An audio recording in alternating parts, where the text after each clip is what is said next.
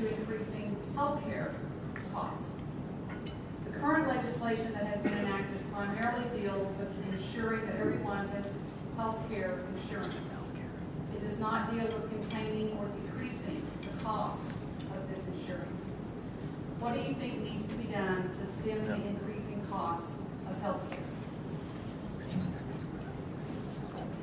That's a simple subject, right? Everybody's got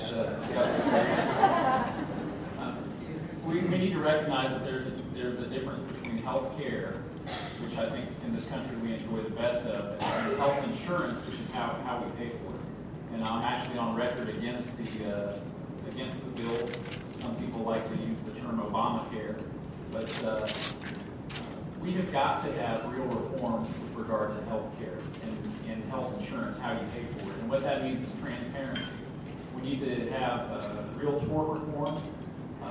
The bill that was put through had no legal reforms for our doctors. And I've talked to many of them out on the campaign trail. They're very frustrated. They're very fearful. And the one thing that this law, which is law now, has done is it's grown the bureaucracy. It's grown government.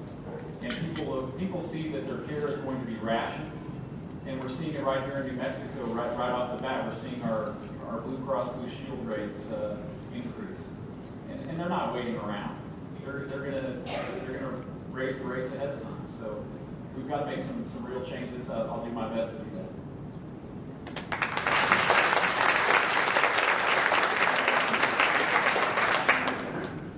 The key to getting at healthcare costs, and while the legislation that passed this year addressed this issue, it certainly didn't go far enough as far as I'm concerned, is addressing the issue of quantity healthcare versus quality healthcare. And what we need to do more effectively is to have a payment structure for private sector doctors, for insurance companies, for everybody that incentivizes quality over quantity. When you have a payment structure that just says you're going to get this amount of money for this service, too many people the incentives end up driving people to do more procedures instead of looking out for better outcomes. We need to do a better job driving our whole system based on outcomes, not by the number of procedures, not by the number of prescriptions, and investing more in primary care.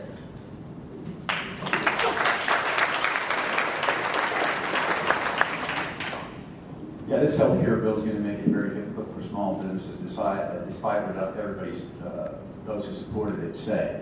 It's going to add costs, it's going to add taxes, it's going to add regulations, 16,500 new IRS agents, a massive new bureaucracy, thousands of pages of new regulations. Make no mistake about it, if you're a small business person, you're going to get hit hard by this bill in terms of excess and you suffocating regulations. Look, the question was about solutions. Here are a few that I've talked about at length. Number one, being able to buy your insurance across state lines, health care coverage across state lines. Number two, enact true tort reform. Number three, give tax credits directly to the individuals or the families so that they can make health care affordable. And there are other ideas that are more demand-oriented, command-oriented. Command being that the government comes in once again and tells you how to go about defining what is a good or not good healthcare plan and imposing new burdensome regulations and duties. That's not the way to reform healthcare and control costs and provide accessibility.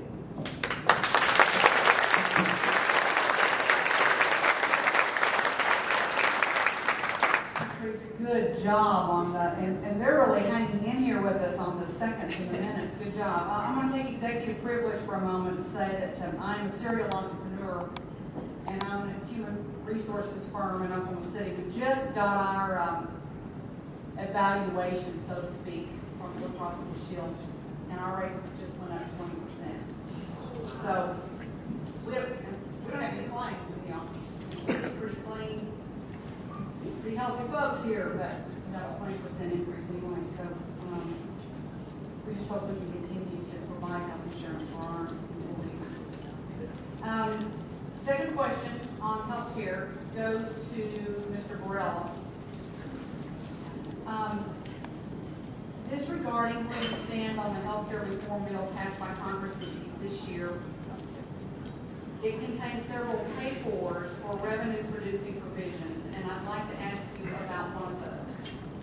The provision that I would like to hear your thoughts on calls for 1099s to be filed not only for independent contractors paid over $600, but it will now require that 1099s are filed for all companies that a business spends more than $600 with. That will include companies like Best Buy, airlines, and favorite restaurants, and many others. This provision will create a new mountain of paperwork for small businesses and introduce yet another tax liability for our already overburdened job creators. Now, I might have framed that a bit much for you, but what do you think about provisions like this that highly impact small businesses for revenue gain, and what would you propose to do differently? Thank you. Well, I think I kind of touched upon that in my earlier answer. That 1099 form is a perfect example of what happens when you have a 2,500-page bill and you really don't have time to review, read it, or understand it. You wind up with a mountain of new regulatory burdens that I referred to in my prior answer that people don't even realize. And for the first time, I think, in many, many years, I've agreed with Nancy Pelosi with that quote that said, in order to understand the bill, you got to pass it. And I paraphrase a little bit, and it's a little humorous, but it's the honest-to-God truth.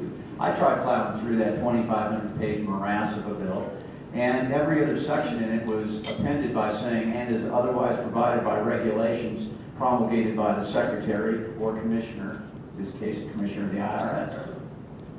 So it's true, we really don't know what's in that bill, Mr. Heinrich, because regulations, as we are talking about right now, are being prepared.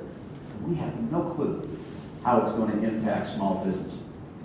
I will tell you that, to answer the question directly, I do not support an increase in regulations on small business. Small business is already struggling. The last thing we need are new taxes, new regulations, new reporting like this 1099 form. And it's going to hurt small business and small vendors, because what's going to happen is that smaller businesses are going to go to these big box providers, and it's just going to be easier, maybe more expensive, but it's going to be easier to report from one 1099 form. I mean, well, I'm a small business guy, I get this. To have to submit all those forms is another increased cost. It's not a tax, but it's a huge increase in cost of doing business. And it's unnecessary. It should never have been included in any legislation, but again, that's what happens when you have these horrendously complex bills. And once again, the government saying that they know best on how to go about regulating your business. It's wrong.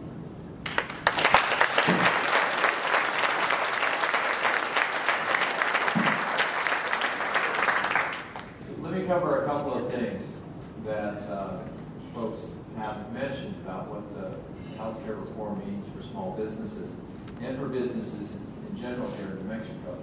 What you won't hear is that over 90% of the businesses in New Mexico are actually exempt from the coverage requirements in that legislation, because it doesn't apply to small businesses. In addition, a majority of the businesses in New Mexico will actually get tax credits as a result of the legislation to help them add more people or provide more coverage to their employees. That's a tax cut. You probably won't hear about that in the talking points, but I would encourage every single one of you who runs your own small business to make sure that you take advantage of those tax cuts, those tax credits that are part of healthcare reform. I don't agree with the 1099 reform, but I also fought other things in the legislation. I fought the medical device provisions, and you can ask the folks at places like Johnson & Johnson and Ethanol about that. But on balance, this is a move forward, and it's a move forward for small businesses in New Mexico as well.